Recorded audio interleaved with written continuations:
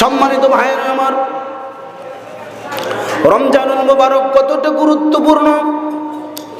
আল্লাহ নবী মসজিদ নববীতে একদা খুতবা দিচ্ছিলেন, হঠাৎ করে আল্লাহ নবীর কাছে জিবরাইল আমিন এসে ওহী নিয়ে আসলেন আর বললেন, মেসেজটা যখন দিলেন আল্লাহ নবী তখন খুতবা তেলাওয়াত আনতে বললেন আমিন। এরপরে আবার খুতবা পড়তে রইলেন। আবার কিছুক্ষণ পর জিবরাইল আমিন এসে আবার আরেকটি ওহী নিয়ে আসলেন। আল্লাহর নবী বললেন আমিন।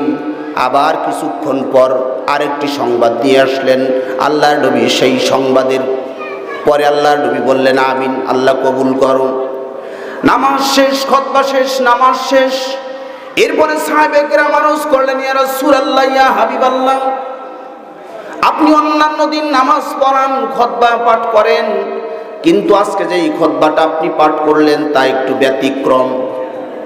আর সেই ব্যতিক্রমটা হলো আপনি অতিরিক্ত তিনবার আমিন শব্দটা বলেছেন। কি জন্য বা কেন বললেন?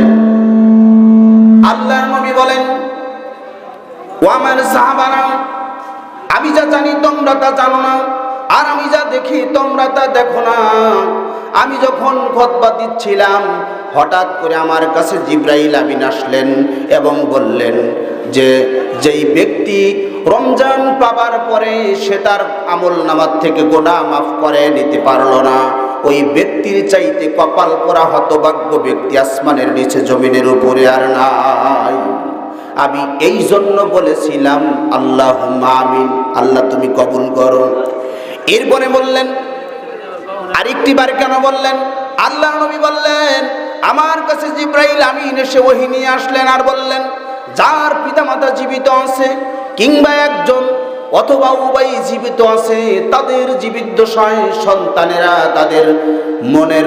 তাদের পিতামাতার কাছ থেকে দোয়া নিতে পারলো না, গুনাহ মাফ করাইতে পারলো না, ওই ব্যক্তির চাইতে আসমানের নিচে জমিনের উপরে কপাল পোড়া দ্বিতীয় আর কোনো ব্যক্তি হতে পারে না। এই জন্য আমি বলেছি আমিন, আল্লাহ তুমি কবুল করে নাও। তৃতীয়বার আমিন বলার কারণ হলো এই, আল্লাহ নবী বললেন, আমার কাছে জিবরাইল আলাইহি ওয়াসাল্লাম ওহী নিয়ে আসলেন আর বললেন যে ইয়া রাসূলুল্লাহ, ইয়া হাবিবাল্লাহ, আপনার নাম নেবার পরে যেই সমস্ত উম্মাতানিরা সাল্লাল্লাহু আলাইহি ওয়াসাল্লাম না বলবে, ওই ব্যক্তির চাইতে হতভাগ্য দুর্ভাগা কপাল পোড়া কোনো ব্যক্তি আসমানের নিচে জমিনের উপরে আর নাই। এই জন্য আমি বলেছিলাম আমিন, আল্লাহ তুমি কবুল করে নাও। সোনার ভাইরা আমার, বলতেছিলাম রমজান এতটাই গুরুত্বপূর্ণ মাস, যেই মাস যদি কারো ভাগ্যে জুটে যায় আর সেই রমজানের হক যদি কেউ পরিপূর্ণভাবে আদায় করে, আল্লাহ রাব্বুল আলামিন তাকে বেগুনা মাসুম হিসাবে তার আমলগুলো পাপগুলো মুছে দিয়ে পুণ্য দ্বারা পরিবর্তন করে দেন। কোন সুবহানাল্লাহ। সোনার ভাইরা আমার, বন্ধুরা আমার, রমজানুল মুবারক, রমজান গুরুত্বপূর্ণ কেন? রমজানুল মুবারকে যারা রোজা রাখবে আল্লাহ রাব্বুল আলামিন তাদের জন্য স্পেশাল একটা পুরস্কার দিবেন জান্নাতের ভিতরে। সুবহানাল্লাহ বলি।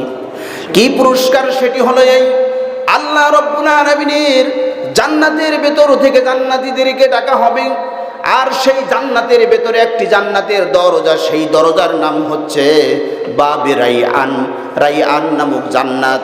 এই জান্নাতের দরজার থেকে ডাকা হবে কেবলমাত্র শুধুমাত্র তাদেরকে যারা দুনিয়ার জমিনে রমজানুল মুবারকে পরিপূর্ণভাবে রোজাগুলি পালন করেছে। কোন সুবহানাল্লাহ। এজন্য রোজা রাখা দরকার। আর রমজান মাস আসলে আমাদের অসুখ বিসুখ বেড়ে যায়, পেট ব্যথা বেড়ে যায়, নানান সমস্যায় জর্জরিত হয়।